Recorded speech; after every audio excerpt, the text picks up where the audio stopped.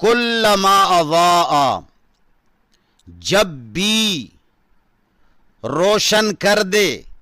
لہم ان کے لیے، جب یہ آگ، جب یہ قرآن اضاء لہم ان کے لیے روشن کر دے،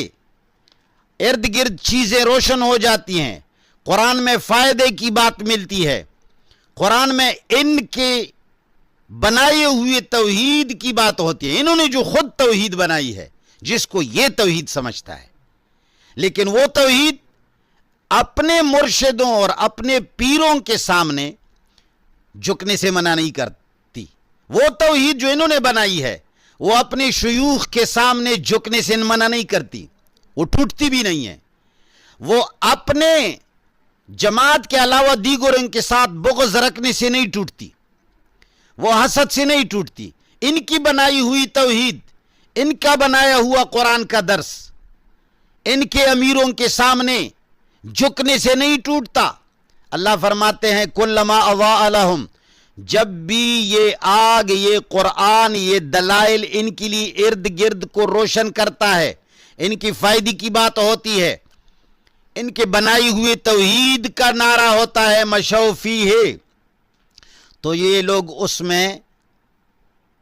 چلے جاتے ہیں، تو یہ لوگ اس میں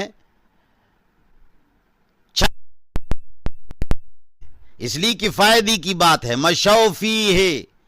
تو اس میں یہ لوگ چلنا شروع کر دیتے ہیں۔ وَإِذَا أَظْلَمَ عَلَيْهِمْ، لیکن جب ان کی اوپر اندھیرا ہو جائے، جب اللہ تعالیٰ ان کے اوپر اندھیرے کو لائے، ان کے خلاف کسی آیت کو بتا دیں، کسی آیت میں آپ ان کو بتانے کہ جو تم کر رہے ہو یہ شرک ہے، تم تو لوگوں کو مشرک کہتے ہو، تم خود بھی شرک کرتے ہو، تم تو کہتے ہو کہ لوگ قبروں مزاروں کے سامنے جھکتے ہیں مشرک ہیں، حضرت تم بھی زندہ پیر اور شیخ کے سامنے جھکتے ہو، یہ بھی شرک ہے۔ وَإِذَا أَظْلَمَ عَلَيْهِمْ، جب ان کے اوپر اندھیرا کر دیا جاتا ہے، قاموا، تو یہ کھڑے ہو جاتے ہیں، پھر چلتے نہیں ہیں، پھر اس کو مانتے نہیں ہیں، بس پھر چھوڑ دیتے ہیں،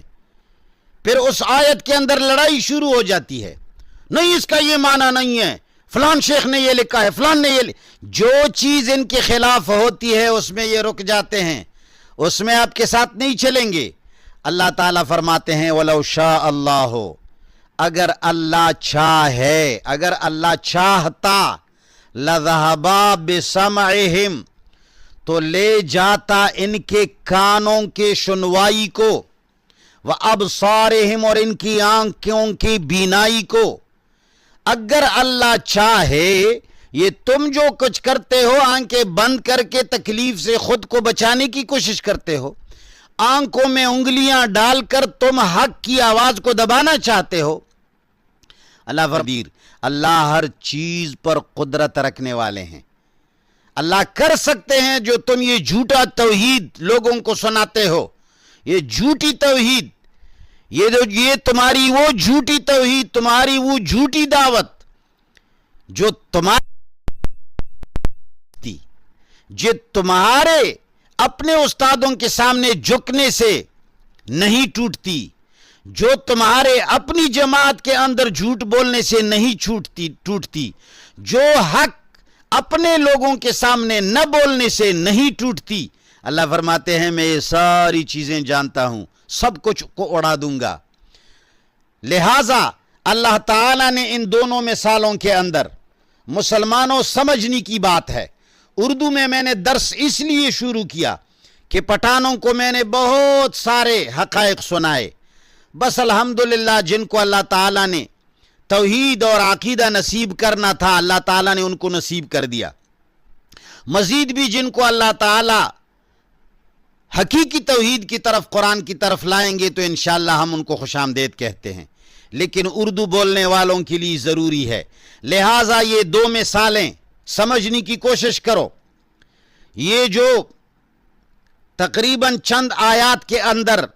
میں نے جو کچھ کہا، اللہ فرماتے ہیں کہ رسول اللہ صلی اللہ علیہ وسلم قرآن لا کر کے لوگوں کو روشنی لائے، مگر جو لوگ اس قرآن کی قدر نہیں کرتے ہیں تو اللہ ان سے روشنی اٹھا لیتے ہیں۔